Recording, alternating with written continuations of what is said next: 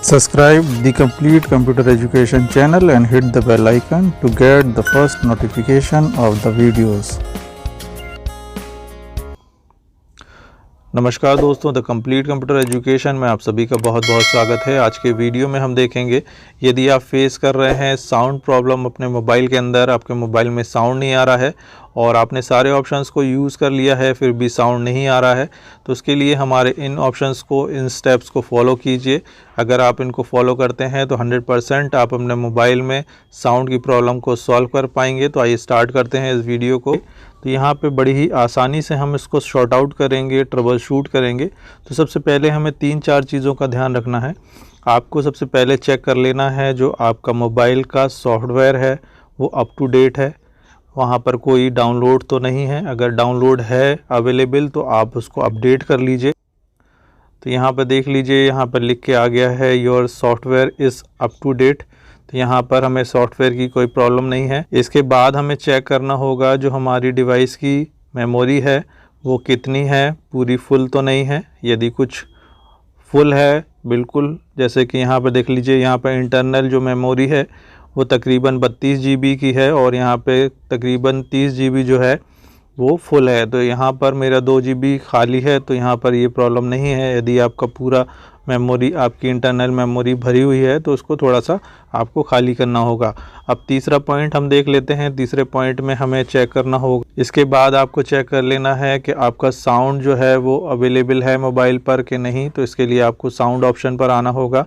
Sound option पर आने के बाद आपको सबसे पहले चेक करना है कि यहाँ पे साउंड मोड तो नहीं है। यदि यहाँ पर म्यूटेड है और टेम्परेरी मोड पर साइन तो नहीं है। यदि टेम्परेरी मोड पर भी साइन है तो इसको आपको टिक कर लेना है और साउंड वाले पे आपको क्लिक कर देना है। इतना करने के बाद आपको नीचे आना है और डिटेल पर आ जाना है और डिटेल पर आने के बाद यहाँ पर आपको वॉल्यूम देख लेना है, क्या इसका वॉल्यूम ठीक है, इसका वॉल्यूम खुला है या नहीं। अगर वॉल्यूम खुला नहीं है तो इसको आपको ओपन कर देना है। तो यहाँ पर ये इंटरनल और एक्सटर्नल चेक कर लेंगे सबसे पहले आप। यदि आपको यहाँ पर सारे ऑप्शन ठीक लगते हैं तो आपको लास्ट में जो ऑप्शन यूज़ करना है उसके लिए हमें जाना होगा डायलर पैड पर। और यहाँ पर डायलर पैड पर जाकर हम चेक करेंगे कि हमारा जो डिवाइस है उसका इंटरनल और एक्सटर्नल कोई हार्डवेयर प्रॉब्लम तो नहीं है। इंटरनल स्पीकर और रिसीवर को चेक करना है।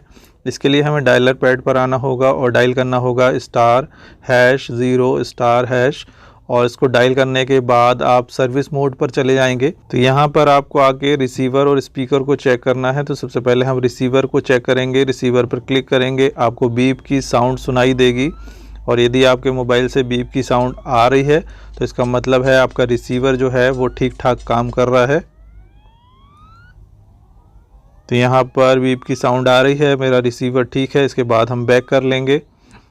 बैक करने के बाद हमें चेक करना होगा स्पीकर को।